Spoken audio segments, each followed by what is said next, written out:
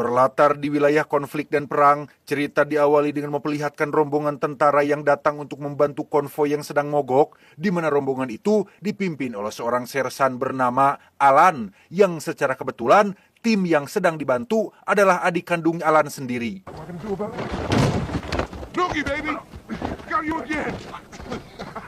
Dari senyum dan vibes yang mereka pancarkan sudah cukup untuk membuktikan bahwa Alan dan adiknya merupakan dua bersaudara yang saling menyayangi satu sama lain. Good to see you, bro. What the city you do? Karena Alan seorang insinyur dan pernah magang selama 3 bulan di bengkel milik Wantur, Alan pun langsung memperbaiki mobil mogok adiknya yang sedang kehabisan bensin, yang mana di situ si adik mencoba mengingatkan Alan tentang cita-cita mereka waktu masih muda. Jadi dulu Alan dan sang adik pernah punya impian untuk mendaftar menjadi Army Ranger, kalau di kita setara pasukan Rider TNI lah, atau pasukan darat khusus. Si adik ingin mewujudkan impian tersebut dan mengajak Alan untuk mendaftar bersama setelah beres dengan misi mereka di tempat ini. You promise? Always. We're gonna be Rangers, baby!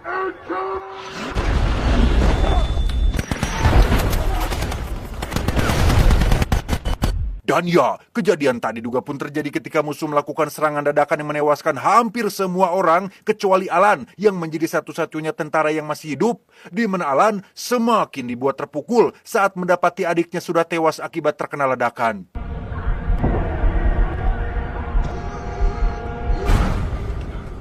Dua tahun kemudian sejak kematian adiknya, Alan terlihat berada di dalam sebuah bus yang akan membawanya menuju pangkalan pelatihan Ranger.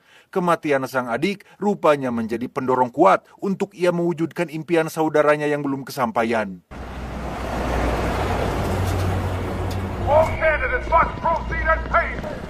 Dalam sesi pendaftaran, semua peserta atau kandidat pun diberitahu jika selama dalam masa pelatihan, mereka tidak akan memakai nama asli, melainkan sebuah nomor yang diberikan oleh petugas. You're now number 7. 10 minutes. You are now number 81. Yes, Sergeant. Selesai dengan pendaftaran, Alan bersama para peserta pun terlihat berkumpul di lapangan untuk mendengarkan pidato dari sang pimpinan. Selama 8 minggu penuh, mereka akan diuji nyali, fisik, mental, emosi, dan hawa nafsu. Barang siapa lolos seleksi, maka orang itu akan resmi menjadi anggota pasukan Ranger. All the way! Let's go, let's go, let's go! Dan ya, pada minggu pertama, Alan dan para peserta langsung diuji habis-habisan sampai titik batas fisik mereka, di mana Alan berhasil lolos ke babak selanjutnya ketika beberapa peserta yang lain tereliminasi di minggu pertama.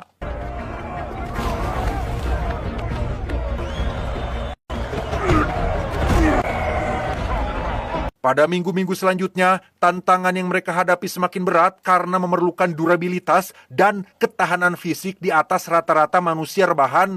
Namun, dari sekian banyak kandidat yang masih bertahan, hanya Alan lah yang paling unggul di antara yang lain. Hey, slow down, Superman. Making the rest of us look bad. Memasuki tes menembak, pelatih pun menanyai satu persatu kandidat untuk mengetahui latar belakang dan pengalaman mereka sebelum daftar, di mana pelatih langsung dibuat kicep saat Alan menyebutkan nama divisi tempat ia bertugas dan penghargaan bintang perak yang berhasil diraihnya.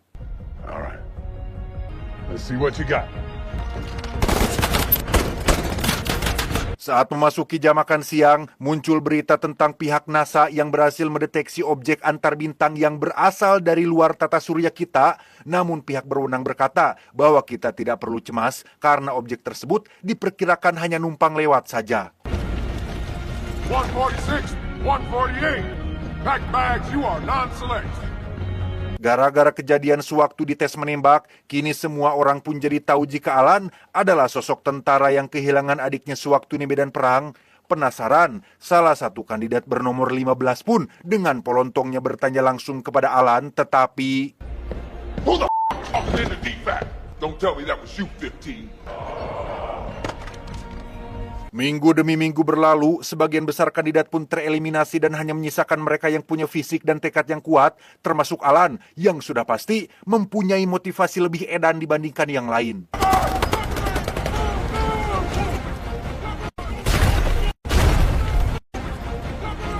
Memasuki tes paru-paru, Alan dan beberapa peserta pun harus masuk ke dasar kolam untuk berjalan dan menahan nafas selama mungkin. Di mana saat yang lain sudah naik ke permukaan karena punya kebiasaan udud, Alan kembali menjadi satu-satunya kandidat yang paling lama bertahan karena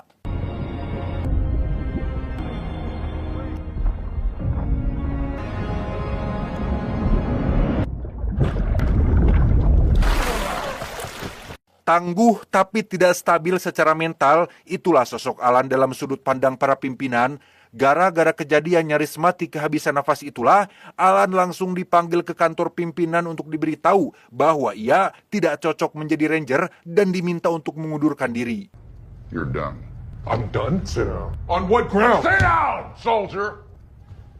Karena pimpinan tidak punya hak untuk mengeluarkan kandidat yang tidak terbukti melakukan kesalahan, Alan pun diminta untuk menandatangani surat pengunduran dirinya. Namun, seperti yang kita semua tahu, Alan tidak akan menyerah secepat ini sebelum impian ia dan adiknya bisa terwujud. I'd like to go prep for parade now. Memasuki minggu terakhir, pimpinan pun mengeliminasi satu persatu kandidat yang masih tersisa, di mana Alan terpaksa diloloskan karena juri tidak punya alasan untuk tidak meloloskannya. You are dismissed, son of a... Tersisa sekitar 17 kandidat yang akan memasuki ujian terakhir. Mereka akan melakukan sebuah misi yang tentu saja hanya berupa misi latihan yang sudah disetting sedemikian rupa. Pertama, mereka semua akan dibawa oleh 2 helikopter menuju titik pendaratan, kemudian berjalan sejauh berkilometer untuk menemukan sebuah pesawat yang sudah dipersiapkan. Tugas mereka adalah meledakkan pesawat tersebut dan pulang kembali ke pangkalan. You then maneuver toward the downed aircraft's position. We'll provide you extra C4. Tak hanya itu saja, mereka juga harus menghadapi beberapa senior yang akan menyamar seolah-olah menjadi musuh untuk membuat ujian terakhir ini semakin menarik. Your squad will be equipped with a single VHF to provide round-the-clock sit reps. You're on your own. Dari sekian banyak peserta yang lolos, Alan dipilih menjadi ketua regu karena beberapa alasan tertentu. Pimpinan sengaja melakukan itu untuk membuat Alan gagal dan membuktikan bahwa mentalnya tidak siap untuk menjadi seorang ranger. Welcome to Death March.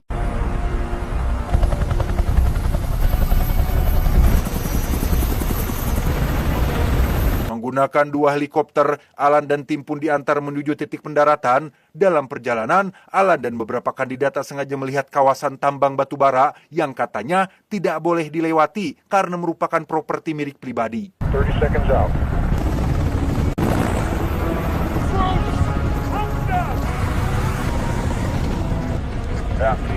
Tiba di titik pendaratan, Alan dan tim pun langsung masuk ke dalam hutan untuk bersembunyi, sekaligus memeriksa arah tujuan mereka. Berdasarkan peta dan kompas yang mereka bawa, lokasi pesawat yang harus mereka ledakan berada sejauh 20 km lagi, dan karena tak ingin banyak buang waktu, mereka pun langsung berangkat saat itu juga.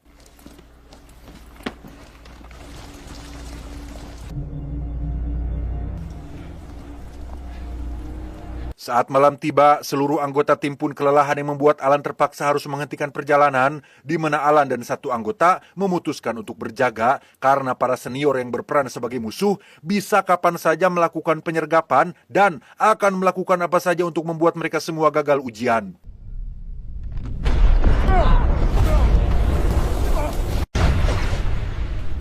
Dan ya, semua orang pun dikejutkan oleh kemunculan objek bercahaya yang melesat dengan cepat di langit.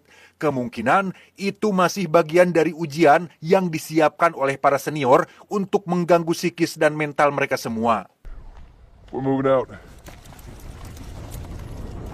Tepat saat pagi menjelang, Alan dan tim berhasil tiba di lokasi pesawat yang sudah disiapkan. Dilihat dari bentuknya, pesawat itu tampak seperti nyata yang membuat Alan dan tim cukup terkesima karena sampai segitunya loh para senior nyiapin properti untuk ujian terakhir ini. Kejanggalan pun muncul saat navigator mengatakan bahwa lokasi pesawat tersebut tidak berada di titik yang tepat alias melenceng beberapa ratus meter. Entah ini bagian dari ujian atau memang kompas mereka yang rusak. Alan dan tim pun kembali dibuat heran saat alat komunikasi mengalami gangguan dan muncul suara aneh yang tidak dikenal. All I got is this weird interference. That's from the 4K. So what should we do? Tak ingin buang waktu dengan gangguan yang tidak perlu, Alan dan tim pun memilih fokus pada misi dengan turun langsung mendekati pesawat tersebut dan...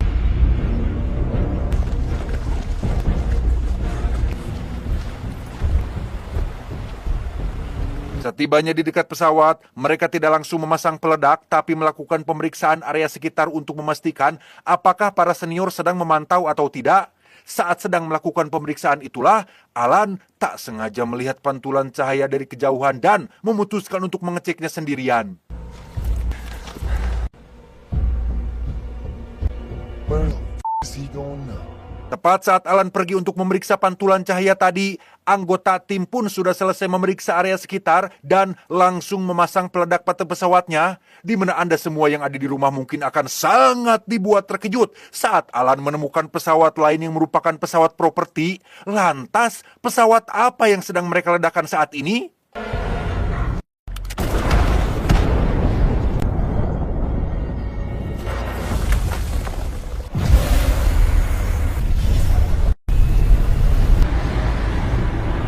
Dan ya, entah benda apa yang sudah mereka ledakan, benda itu pun bergerak untuk melakukan pemindaian dan...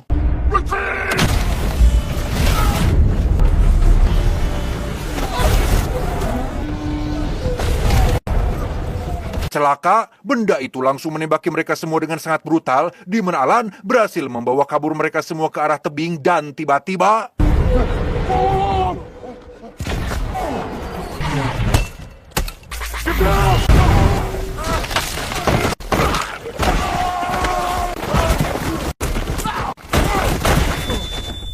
Akibat bom barusan, Alan dan tim pun langsung mendarat di dasar tebing dengan kondisi semua anggota yang mengalami luka-luka. Untungnya, Alan sudah terbiasa dengan kondisi darurat seperti ini, sehingga ia bisa berpikir jernih untuk mencari alat komunikasi guna meminta bantuan kepada orang-orang di pangkalan.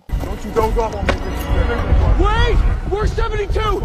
What about 111? He has the radio. Karena alat komunikasinya dipegang kandidat lain, Alan mau tidak mau harus naik ke atas tebing dan kembali ke lokasi tadi. Meski bahaya dan resikonya tinggi, Alan tetap melakukannya demi untuk keselamatan semua orang.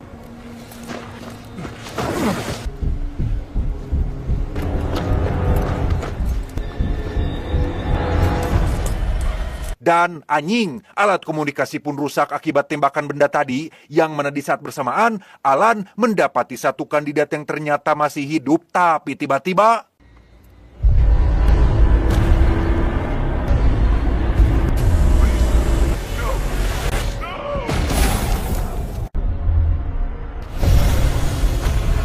Alan pun langsung kembali dengan tangan kosong dan memberitahu semua orang untuk bergerak secepat mungkin. Mereka tidak punya pilihan lain selain harus menuruni bukit ini dan karena ada satu anggota yang sedang terluka parah, yaitu kandidat nomor 7, Alan dan tim pun harus bersusah payah untuk menurunkan nomor 7 secara perlahan.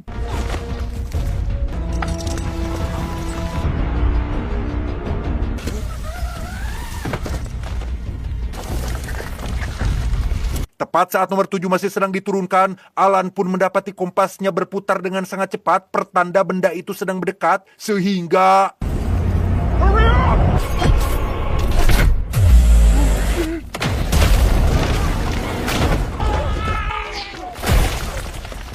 Alan harus kehilangan satu anggota lagi yang tewas secara mengenaskan, di mana benda itu kembali melakukan pemindaian dan...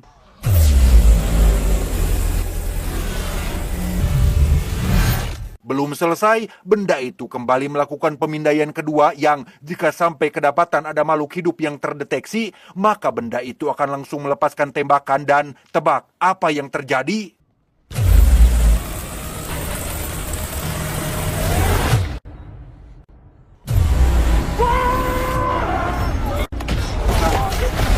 Ya, gara-gara kaki nomor 7 yang nolol, benda itu pun melepaskan tembakan brutal yang membuat Alan dan tim lari kocar kacir dan...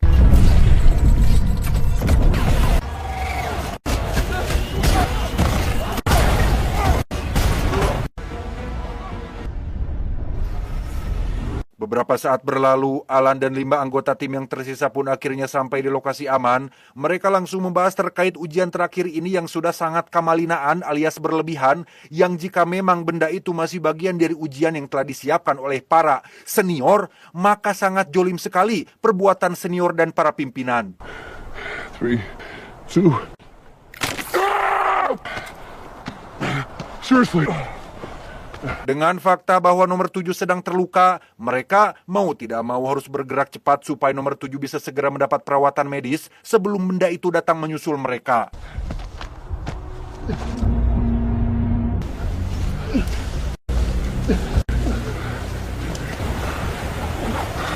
Tiba di sebuah sungai yang sangat deras, Alan lagi-lagi harus berpikir keras untuk menyeberangkan nomor 7 ke sisi seberang. Menggunakan tali yang akan dibentangkan, Alan nekat menyebur ke dalam sungai untuk mengikat tali tersebut di sisi seberang.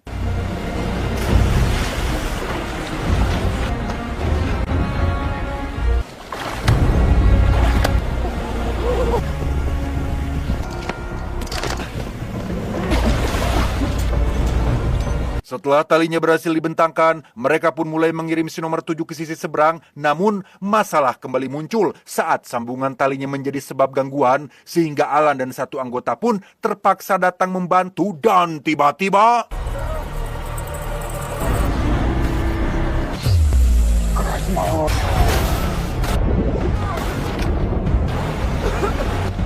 Ya, Alan harus kehilangan satu anggota lagi dengan mereka semua yang terseret arus sungai, di mana Alan sendiri sempat terjebak oleh tali yang mengikat kakinya, sehingga...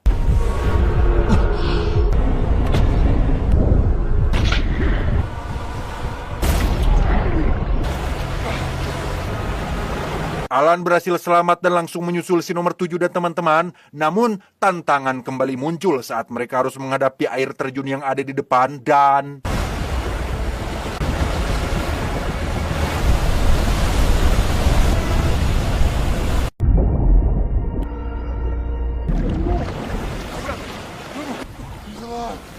Alan dan sisa tim pun berhasil selamat setelah satu anggota menolong mereka naik ke permukaan. Anggota dengan nomor 60 itu pun mengaku langsung kabur saat melihat benda itu bergerak.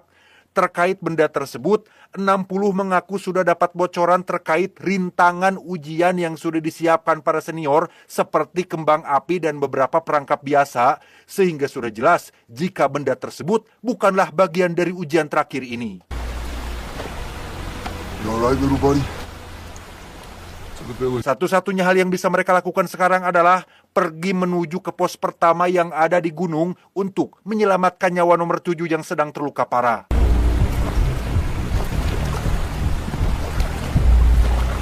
Satu jam melakukan perjalanan sampailah mereka di pos pertama yang harusnya dijaga oleh para senior, namun dilihat dari kondisinya yang sudah hancur, bisa dipastikan bahwa tempat ini baru saja diserang oleh benda tersebut. No. They didn't leave us.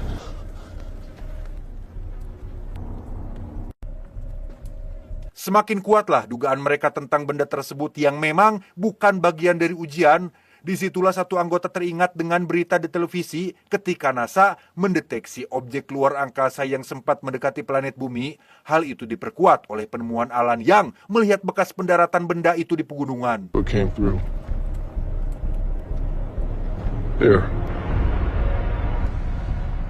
Sesuai judul film ini yaitu War Machine alias mesin perang, benda yang mereka hadapi saat ini adalah mesin perang milik alien yang mungkin dikirim untuk memusnahkan peradaban manusia.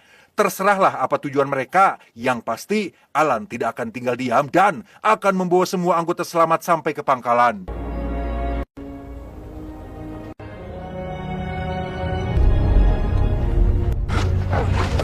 Disitulah Alan melihat ada satu kendaraan yang masih utuh. Dengan pengalamannya magang di bengkel selama 3 bulan, Alan pun langsung memeriksa kondisi mobil tersebut dan...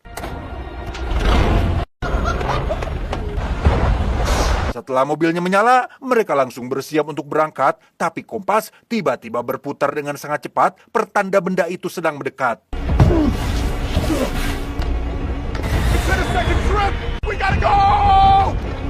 Sempat melihat sejumlah amunisi persenjataan, 15 pun berinisiatif untuk mengambilnya terlebih dahulu dan...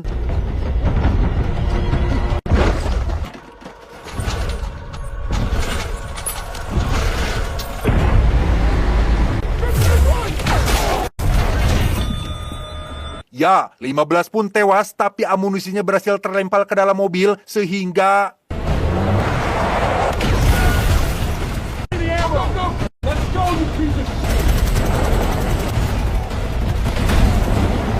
Ketegangan pun terjadi saat mereka menembaki benda tersebut tapi tidak mempan, yang karena supir terus ngegas sampai jarak agak jauhan, benda itu pun kembali membuka persenjataannya dan melontarkan puluhan bola peledak yang sangat mematikan.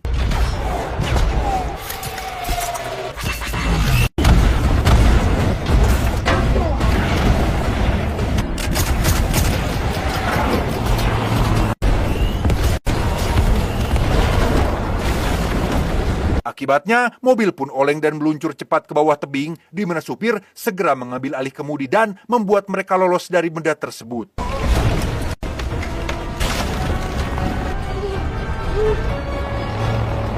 Berlokasi di sebuah lembah dengan tebing di kanan kiri, Alan dan tim mengira mereka sudah lolos, padahal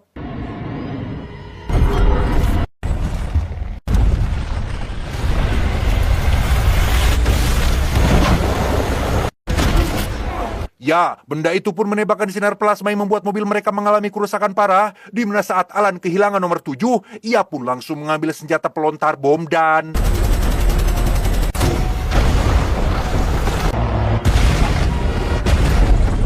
setelah Alan berhasil membuat benda itu terkubur batuan tebing, ia pun bangun dari pingsannya dan menyadari jika semua orang sudah mati.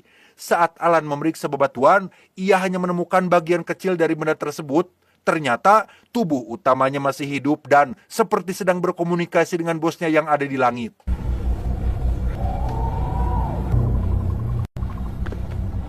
Tak lama, Alan pun menemukan nomor 7 yang ternyata masih hidup.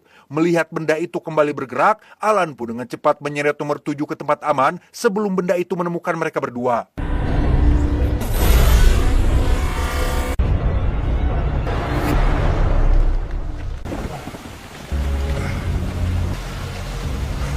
Di tengah hujan dan tanah yang becek, Alan pun menunjukkan fisik luar biasa ketika ia tetap istiqomah menyeret nomor 7 di jalur yang miring.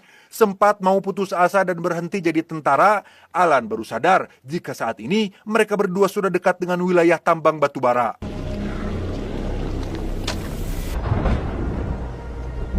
Entah apa yang Alan rencanakan, ia pun meminta nomor 7 untuk menunggu di dalam hutan, sementara ia sendiri akan pergi ke pertambangan dan menghadapi benda tersebut di tempat ini.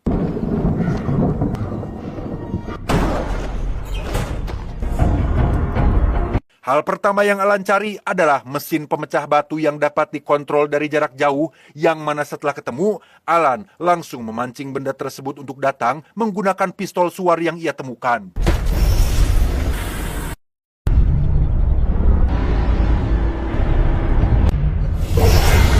Tiba di pertambangan, benda itu langsung melakukan pemindaian tanpa sadar jika tempat yang ia pijak sudah Alan pasangi beberapa peledak sehingga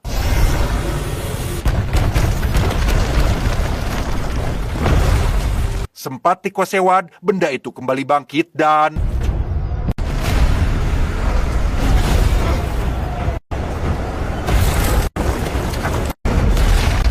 ya, menggunakan mobil beku, Alan pun mendorong benda itu sampai ke mesin pemecah batu, di mana rencana Alan sendiri ternyata ingin memasukkan kerikil batu bara ke dalam mesin tubuh benda tersebut melalui lubang ventilasi yang berada di bagian atas. Otomatis ketika lubangnya tersumbat, maka mesin tersebut akan mulai overheat alias memanas sehingga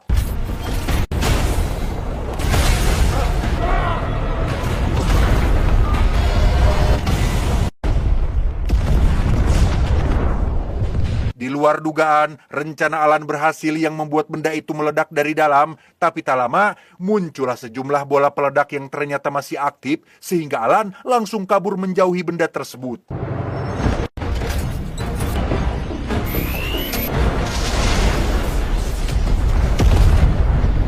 Keesokannya, Alan terlihat sedang menggendong nomor 7 sampai ke pangkalan. Selain berhasil mengalahkan mesin perang alien hanya sendirian, seorang diri, Alan juga berhasil menyelamatkan satu nyawa anggota timnya dan menyelesaikan ujian terakhir dengan sempurna.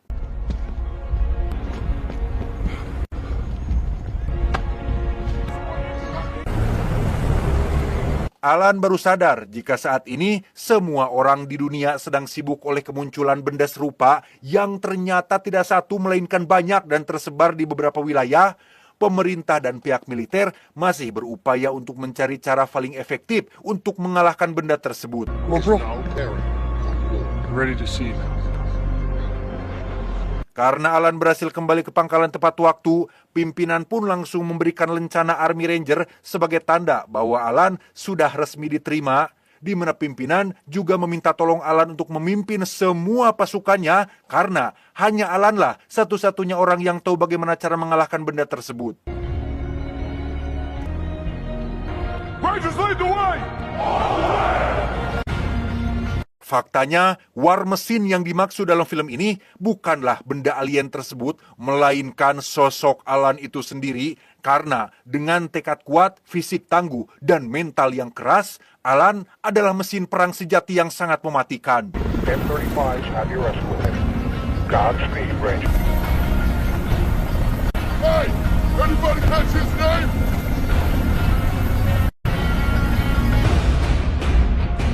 Tamat,